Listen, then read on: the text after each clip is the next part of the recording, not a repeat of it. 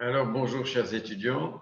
Comme je m'y suis engagé, je vais maintenant vous expliquer, grâce à cette vidéo, ce que signifient les plus-values de réévaluation, comment on les enregistre, qu'est-ce qu'elles ont comme conséquences comptables, et les impôts différés qui y sont associés. Je partage comme d'habitude l'écran et j'arrive ainsi dans mon syllabus. Les plus-values de réévaluation, c'est à partir de la page 61 de notre syllabus. Alors, pour bien poser les choses dès le départ, des mauvais comptables ou des étudiants en comptabilité qui n'ont pas encore vu cette matière ont tendance à confondre les deux types de plus-values qui existent. Il existe les plus-values sur réalisation et les plus-values de réévaluation. Les plus-values sur réalisation, ce sont des plus-values qu'on a déjà vues l'année passée, notre cours de comptabilité principes et fondements, qu'on enregistre au moment où on réalise un bien, immobilisé par exemple.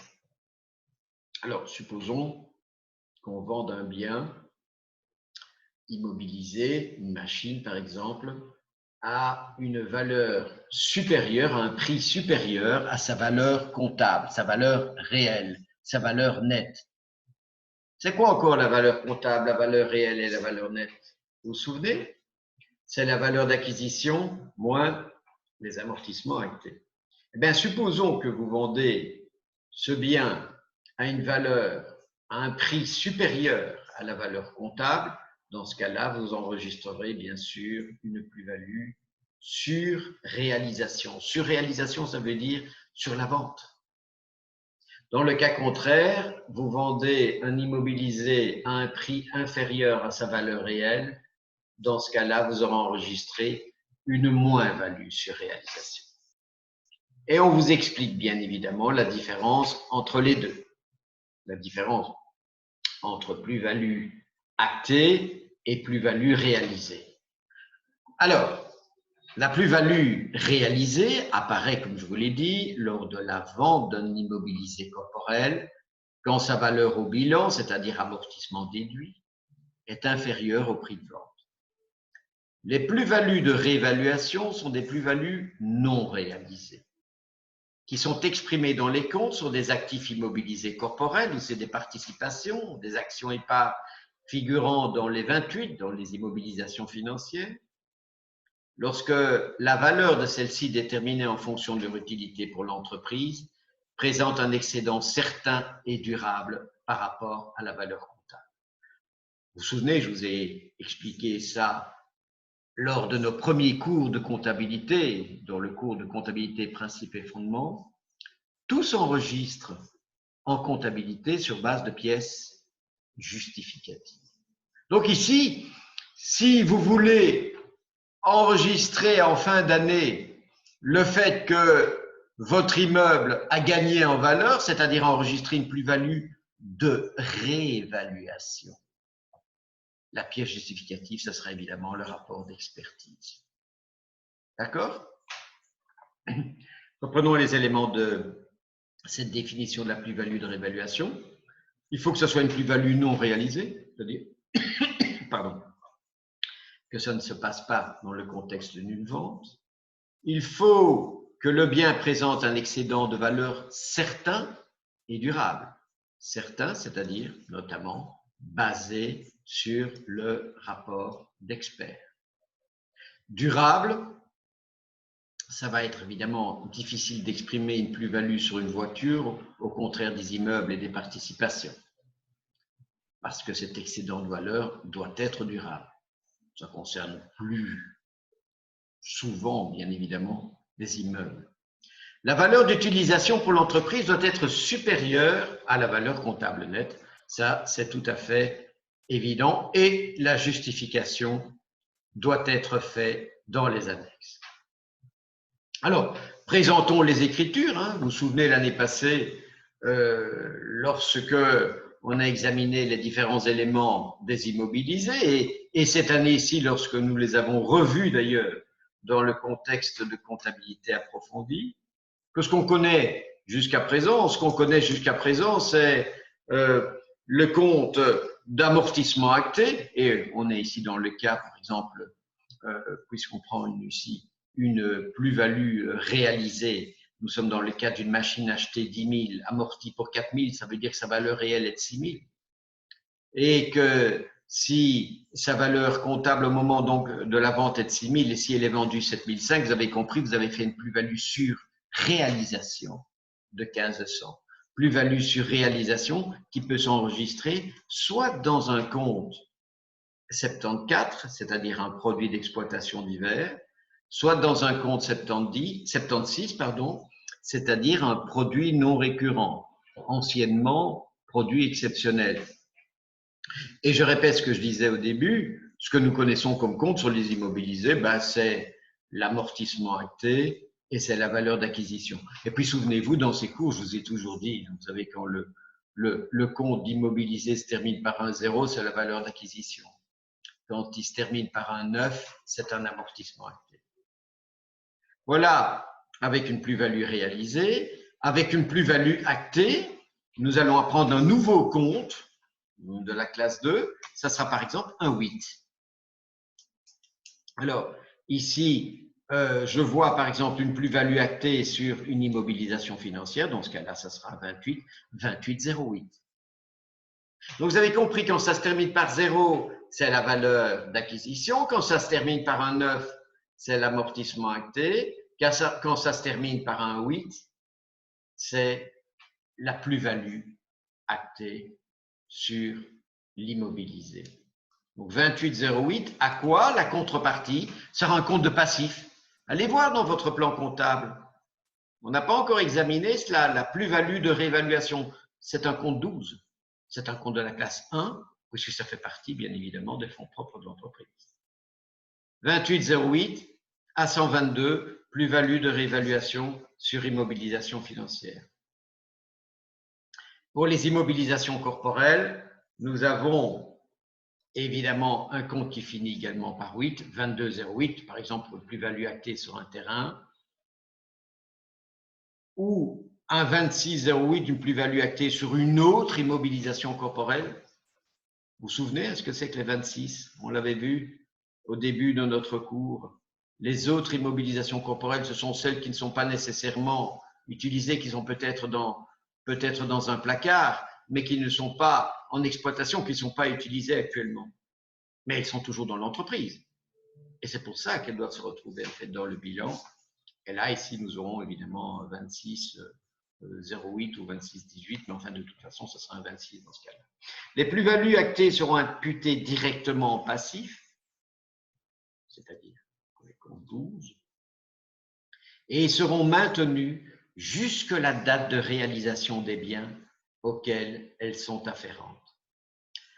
La reprise de réduction de valeur sur une mobilisation corporelle, dont l'utilisation n'est pas limitée dans le temps, peut être comptabilisée au crédit du compte 12. Ainsi, on aura dans ce cas-là, évidemment, 22,09 à 12,76,01 pour ce qui concerne le solde de la réduction de valeur, bien sûr, ou la diminution de la réduction de valeur qui avait été actée antérieurement, et nous aurons le compte 76,01 ou 12 pour la plus-value de réévaluation sur une mobilisation corporelle. Par contre, les reprises de réduction de valeur sur une mobilisation financière seront directement prises en résultat. Il en va de même pour les immobilisations corporelles dont l'usage est limité dans le temps, c'est-à-dire les comptes 76,01 ou 761 selon le cas. Lorsque le bien qui a été réévalué quitte le patrimoine de l'entreprise, la plus-value est extournée, elle est soldée. Comme on l'a toujours appris, quand on vend un bien immobilisé, on solde tous les comptes relatifs à ce bien immobilisé. On solde les comptes qui se terminent par 0, valeur d'acquisition, qui se terminent par 8, la plus-value, qui se termine par 9, les amortissements actés pour les biens amortissables, bien évidemment. Nous avons éventuellement une moins-value en 663 ou une plus-value en 763, c'est-à-dire un compte de résultat non récurrent, un 400 clients ou autre client qui peut parfaitement se justifier dans le cas présent. Alors, l'affectation des plus-values de réévaluation, le droit comptable stipule que les plus-values actées doivent être maintenues en plus-value de réévaluation aussi longtemps que les biens auxquels elles sont afférentes ne sont pas réalisés. C'est-à-dire, vous devrez le laisser dans le 12. Mais 3 destinations peuvent cependant être données aux plus-values, soit les transférer à un compte de réserve taxé à concurrence du montant des amortissements actés sur la plus-value. Vous allez me dire, mais quel est l'intérêt? Ben, ça vous permettra d'étaler finalement la fiscalisation de cette plus-value de manière, petit à petit, de manière à ce que le jour où vous allez réaliser, c'est-à-dire vendre le bien en question, vous ne serez pas imposé totalement sur la partie relative à la plus-value parce que petit à petit, en fonction des amortissements, une partie du montant ou la totalité du montant de cette plus-value aura été transférée. Incorporation au capital social, annulation en cas de moins-value ultérieure à concurrence du montant non encore amorti sur la plus-value. Transfert à un compte de réserve taxé, par le transfert, la plus-value exonérée antérieurement devient en principe taxable, je vous l'ai dit, à concurrence du transfert. Cependant, comme le montant du transfert ne peut dépasser les amortissements actés et donc taxés, il n'y a pas de répercussion fiscale puisque l'augmentation des réserves disponibles est compensée par une diminution équivalente de la partie taxée des plus-values de réévaluation. Le transfert chaque année en réserve disponible de la plus-value actée à concurrence de l'amortissement pratiqué n'est pas obligatoire.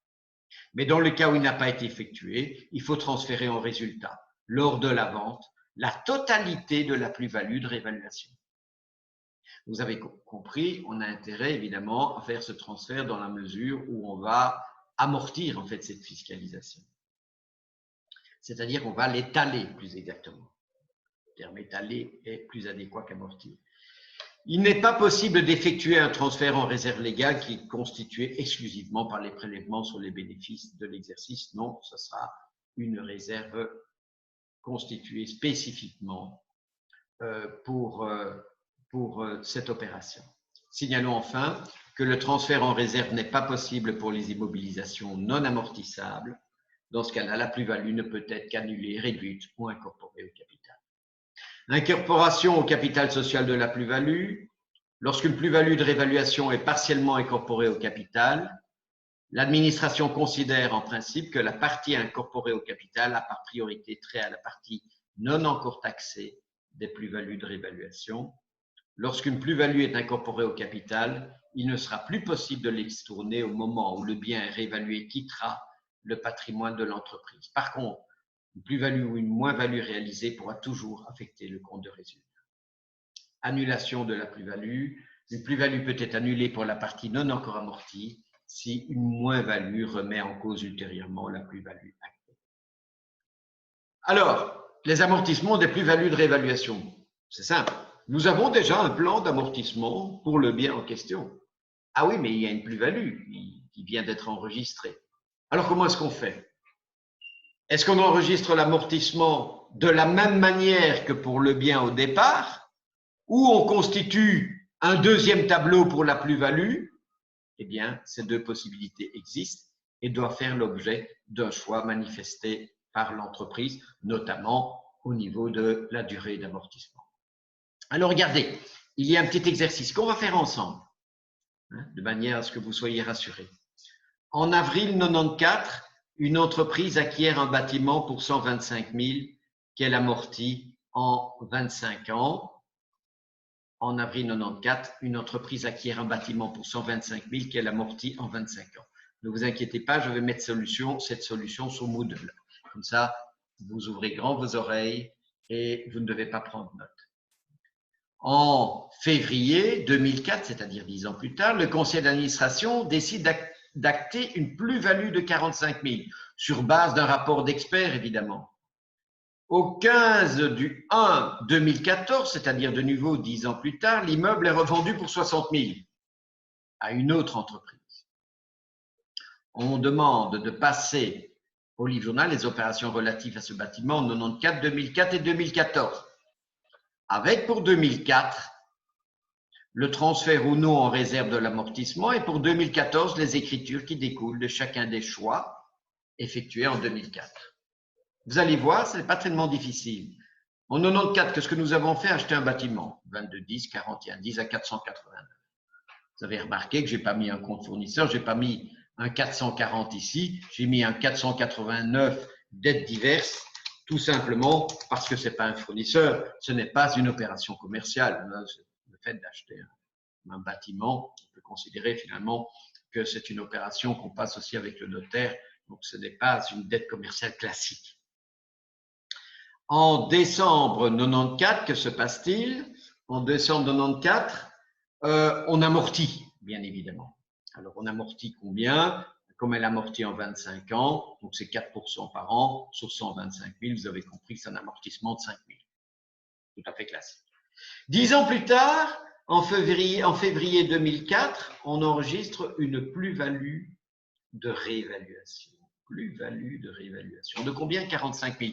Plus-value de réévaluation, 22,18. 22,10, acquisition du bâtiment, de la construction. 22,18, plus-value actée sur le bâtiment. À 121, comme je vous l'ai dit, c'est le compte 12, hein, plus-value de réévaluation sur immobilisation corporelle. Alors, en décembre 2004, alors réfléchissons. On peut peut-être par exemple considérer une nouvelle durée, l'amortissement de la valeur d'acquisition et de la plus-value. On a déjà amorti combien de fois? On a déjà amorti 10 fois. On a déjà amorti 10 fois pour 5 000 € chaque année, c'est-à-dire qu'on a déjà amorti pour 50 000. Le bâtiment ne vaut plus que 75 000 sur 15 ans parce qu'il reste 15 ans. Ah oui, mais il y a eu une plus-value en 94 de 45 000. Une plus-value de 94 de 45 000. Alors, on peut très bien se poser la question suivante, de dire, ben, finalement, moi, je continue à amortir sur les 15 années à venir,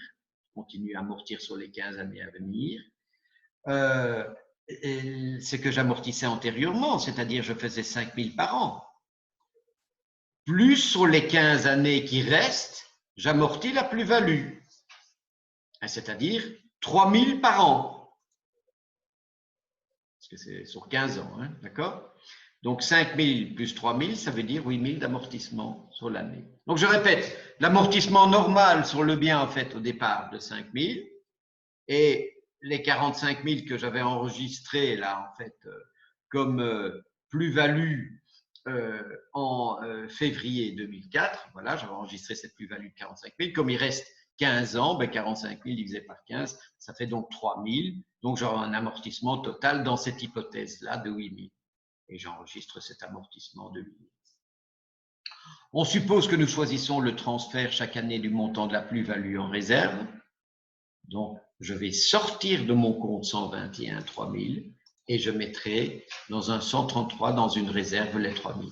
Et vous allez voir, c'est important, hein, parce que dans 10 ans, quand on va vendre ce bien, ça pourrait être intéressant. Qu'est-ce qui se passe justement en janvier 2014, c'est-à-dire 10 ans plus tard, on vend le bien.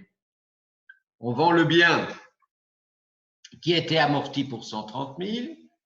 Le bien avait été acheté pour 125 000, réévalué de 45 000, c'est-à-dire que le bien valait en fait 170, amorti pour 130, ça veut dire qu'en valeur réelle, il valait 40. Nous avons vendu ce bien, combien? Regardons un petit peu dans l'énoncé, nous l'avons vendu 60 000. Nous l'avons vendu 60 000. Réfléchissons ensemble. La TVA sur 60 000, ce sera donc 12 600 et donc nous avons fait 20 000 de plus-value sur réalisation cette fois-ci, puisque c'est une plus-value qui est faite sur la vente. Alors, si on avait bien fait le transfert en réserve chaque année, hein, je dis bien le transfert en réserve qu'on a fait 3 000 par an, et on l'a fait pendant 10 ans jusqu'au moment de la vente, c'est-à-dire qu'on a fait en transfert en réserve en fait 30 000. Nous sommes d'accord? Mais la plus-value qui valait 45 000 au départ, il ne reste plus que 15 000. Il ne reste plus que 15 000. Il ne reste plus que 15 000 qui va être imposé par le 76. Alors que si vous n'avez pas fait de transfert en réserve, eh bien là, alors vous allez avoir dans votre compte de produits non récurrents qui va être l'objet d'une imposition beaucoup plus lourde parce que vous aurez dans ce compte 45 000. Donc là, vous voyez bien la différence en fait. Alors, ce que je vous invite à faire, les amis, évidemment pas tout de suite parce que nous allons seulement les corriger lors du cours prochain, je vous inviterai à faire les exercices qui se trouveront à la page, si j'ai bonne souvenance, c'est à la page 67. Voilà, tous ces exercices se trouvent en fait à la page 68, pardon, et la page 69. Également un exercice récapitulatif. On aura l'occasion de le faire. Mais avant cela, je vais d'abord vous parler du régime des impôts différés appliqués aux plus-values réalisées. Les impôts différés sont des latences fiscales, c'est-à-dire que ça vous permet encore une fois une forme d'étalement due à l'imposition étalée des subsides en capital et des plus-values. Et c'est les plus-values qui nous intéressent actuellement, plus-values sur une mobilisation corporelle et incorporelle. Il s'agit de facto d'une charge à supporter au cours d'exercices ultérieurs. Les impôts différés sont imputés à la rubrique 7 du passif, le compte 7, pour le montant normal qui aurait frappé le subside ou la plus-value si elle n'avait pas été différée. On a ainsi, c'est en 1680, impôts différés afférents à des subsides en capital, en 1681, impôts différés afférents à des plus-values réalisées sur immobilisation incorporelle et impôts différés afférents à des plus-values réalisées sur immobilisation corporelle. Donc, on parle ici des plus-values réalisées, c'est-à-dire au moment d'une vente. Dans le même mouvement comptable, donc au moment où la plus-value est réalisée, si nous examinons ici le seul cas des plus-values, le compte de résultat est affecté par son débit 680 à 16. D'autre part, au même moment, le solde de la plus-value réalisée est transféré aux réserves immunisées par l'écriture 689 à 132 et à la fin de chaque exercice, par des prélèvements incorporés dans le résultat, les impôts différés seront diminués de la tranche des plus-values qui devient imposable. Il en sera de même des réserves immunisées. On a ainsi, alors à ce moment-là, un 1682 à 780, c'était le solde de ceci, et un 132 à 789, qui était le solde de ceci, pour le montant d'amortissement. En cas de changement d'imposition, du taux d'imposition, il faut effectuer une correction de la charge fiscale latente afférente plus-value pour chacune des années à venir, mais uniquement pour des montants significatifs. Impact sur les comptes annuels. La définition des rubriques du bilan est précisée dans l'article 95 de l'arrêté royal du Code des sociétés. Les réserves immunisées sont classées sous cette rubrique sous déduction des impôts différés y afférents, les plus-values réalisées et les bénéfices dont l'immunisation fiscale ou la taxation différée est subordonnée à le maintien dans le patrimoine de l'entreprise, à l'exception des plus-values portées en application de l'article 63, location-financement en compte de régularisation. On avait vu en effet quand on avait fait les leasings que lors d'une plus-value réalisée, dans le cas d'un leaseback, on pouvait utiliser les comptes de régularisation pour étaler l'éventuelle plus-value sur réalisation. On l'avait vu. Alors, la comptabilisation que nous avons déjà enregistrée sur l'immeuble précédemment et que nous avons corrigé ensemble, c'était en fait l'exemple sur l'acquisition d'une entreprise, par l'entreprise, pardon, d'un bâtiment sur lequel on a enregistré une plus-value et la réalisation. Maintenant, nous allons voir un exemple avec une machine qui est vendue pour 45 000, qui a été préalablement acquise pour 125 000 et déjà amortie pour 100 000. C'est-à-dire qu'elle vaut encore combien cette machine? Mais si elle a été acquise pour 125 000 et amortie pour 100 000, ça veut dire qu'elle en vaut encore 25. Et vous l'avez vendue 45, vous avez compris, vous avez fait une plus-value. Une nouvelle machine est acquise en remploi, c'est-à-dire immédiatement après avoir vendu l'ancienne machine, vous avez acquis une nouvelle machine, c'est-à-dire que vous entrez dans les conditions pour bénéficier de ce qu'on appelle un impôt différé Amortissement linéaire en 10 ans pour la nouvelle machine. Cette acquisition a lieu la même année que la vente de l'ancienne machine. Nous supposons que le taux d'imposition est de 33,99%, constant pendant les années suivantes. On demande de passer au livre journal la vente de l'ancienne machine, l'immunisation fiscale, l'acquisition du bien remploi, l'amortissement du bien remploi et le transfert en résultat. Et je vous propose d'essayer de faire cet exercice tout seul et je le corrigerai au prochain cours qui aura lieu mardi prochain. Merci de votre bonne attention.